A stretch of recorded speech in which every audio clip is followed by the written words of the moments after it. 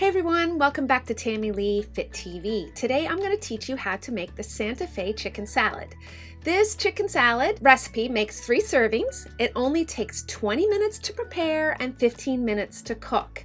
It's 480 calories per serving, 23 grams of fats, 40 grams of carbs, and 34 grams of protein.